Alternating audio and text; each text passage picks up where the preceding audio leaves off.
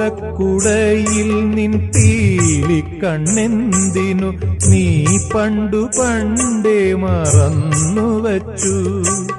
സംഗീതരന്ധ്രങ്ങളൊമ്പതും കൂടി നീ എന്തിനെൻ മെയ്യിൽ ഒളിച്ചുവച്ചു.